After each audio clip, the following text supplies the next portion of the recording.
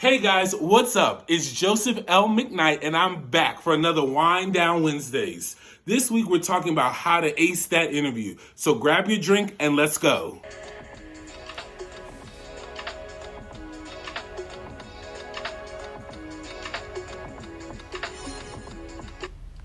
All right, so I'm back. I know I missed last week's video, but my team caught the COVID, so they had to quarantine before they could come back up in here, but we are back up and running. So I hope you have your drink by now because I've got mine, and this week we're talking about how to ace that interview. And like always, I break things down. So this week we're going to talk about two types of interviews: the phone interview and the in-person interview. And then also the in-person interview during COVID times, because things have changed. You know, it's a new normal out there. So let's start with the phone interview. So that's when you get a request to have an introductory meeting with usually either someone in HR or the hiring manager.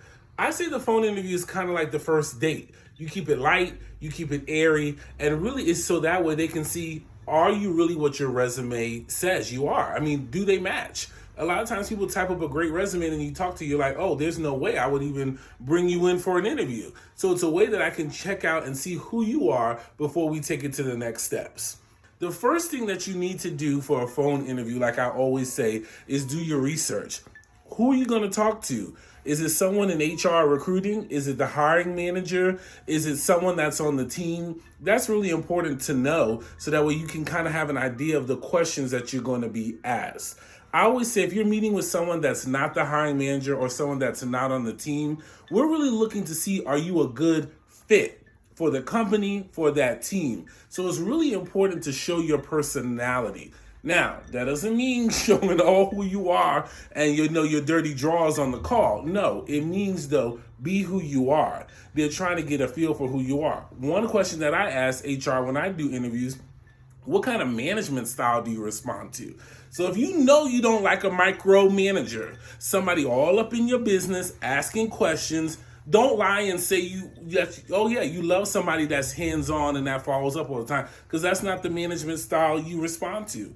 And sometimes, for real, we get so mad that a job wasn't for us, but sometimes it's not the right fit. Why lie and say, oh, you love a micromanager, and then you get in the job talking about, oh, well, why? Oh, I hate this job, and let me tell you, this manager's getting on my nerves. I can't stand them.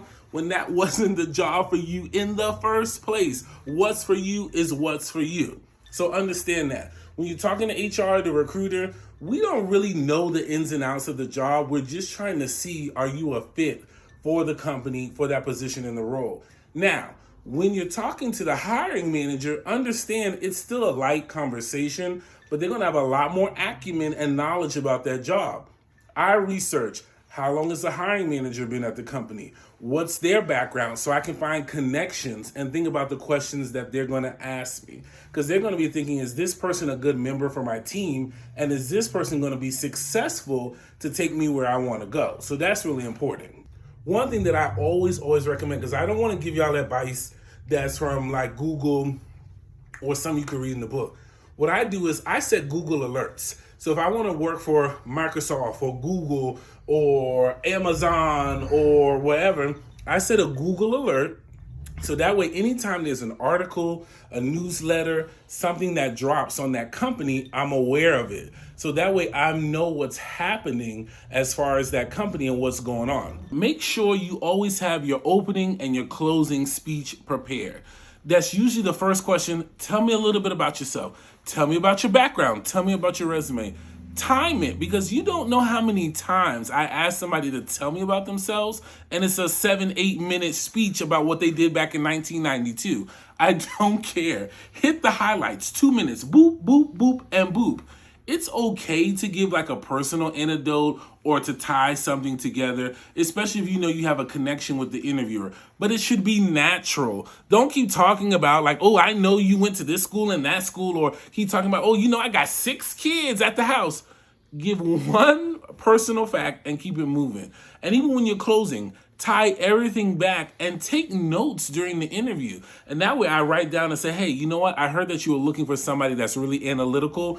Tie in one more piece how you can show you're analytical to close the interview up really, really well. But again, be succinct. 2 to 3 minutes. That's it. 2 to 3 minutes.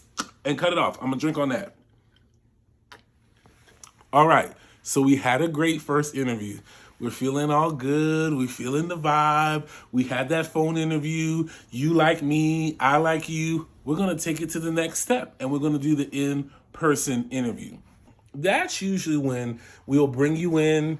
Sometimes you meet multiple people. We do a round robin or we do a panel interview. We bring you in. We want to see you, in person. We want to see you face to face, and we want to dive a little bit deeper into your skills and make sure not only is it a good fit for us, but it's a good fit for you. You have to remember, not that you need to be arrogant, calm down, don't go in there busting heads, but they want you. They saw your resume, you passed the phone interview, now it's the in-person, there's interest. So you also have to make sure and understand that you have power in this. And you should be asking really good questions and also paying attention and observing their behavior too.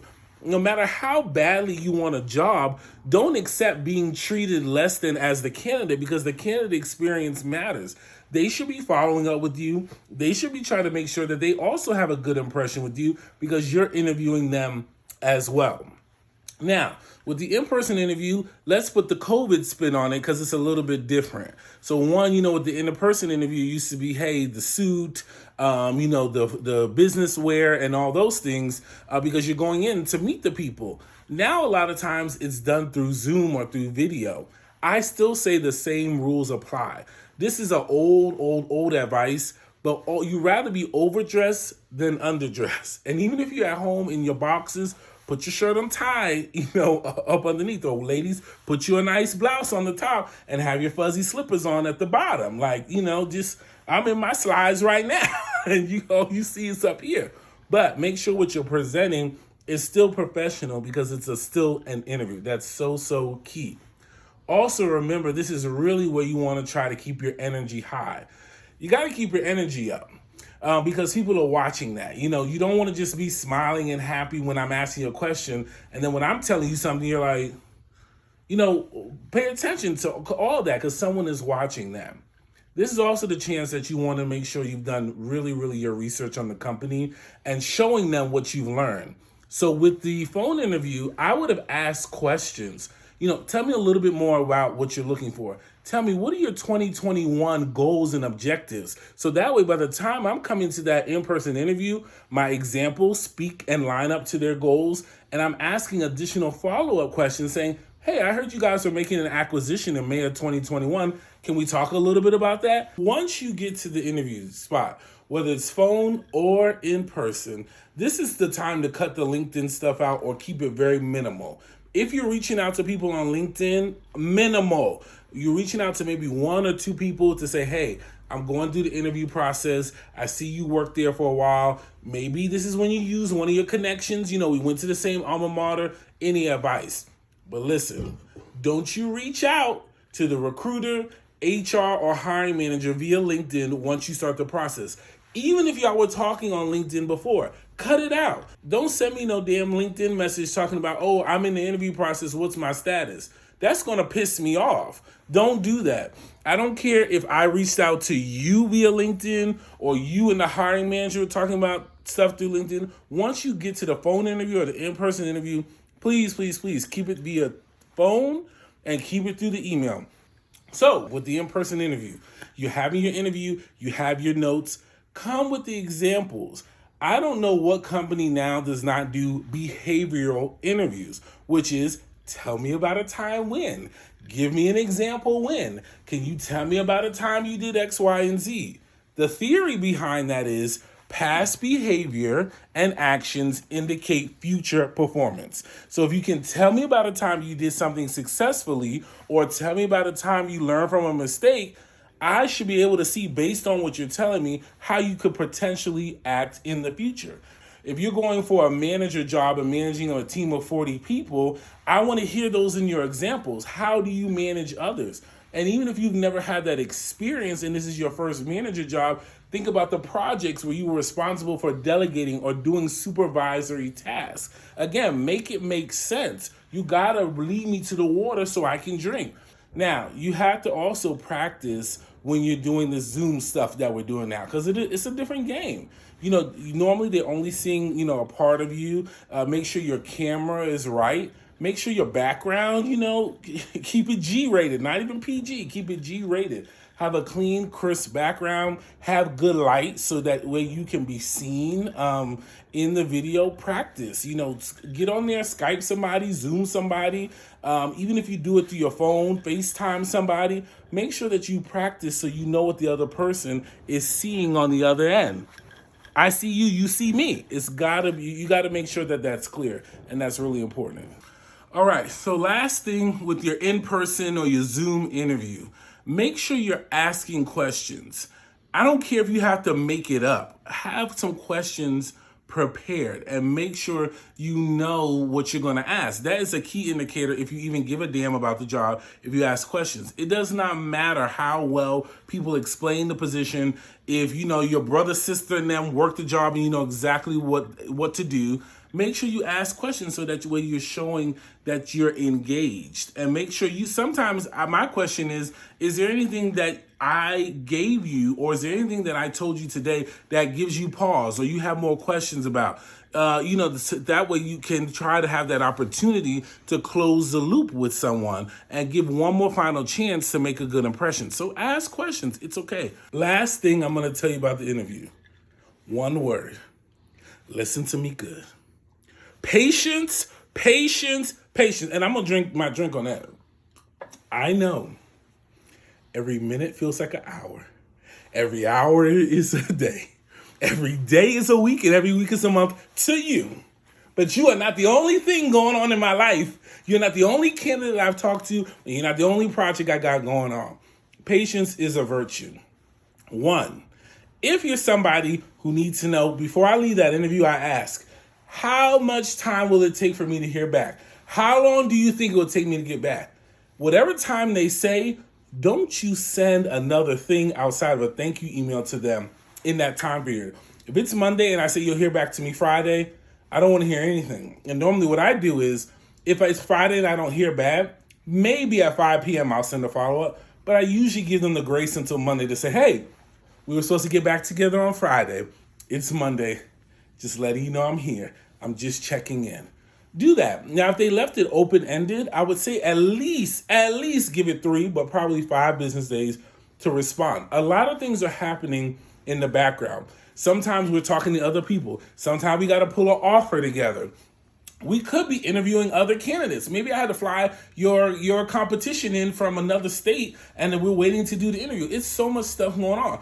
Maybe we thought we were going to hire for the position, then finance told me I didn't have the budget. It's a lot going on, so be patient.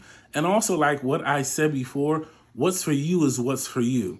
If it's a no at the end of the day, if you did all the steps, you still made connections for the future and set a good presentation and example for yourself. It's okay, because it might be that job was not for you. The things that you said you wanted in that job might not have been that job, so don't be mad. Be thankful that you're now open for another opportunity to focus and put your energy on. So like I said, be patient. So this is Wind Down Wednesdays with Joseph L. Mcknight. I hope you got a lot of information out of this. Please like, comment, subscribe. I'm back every single week. If my team don't get the COVID again, I'm with you every single Wednesday for Wind Down Wednesdays. So I'll see you next week for another topic.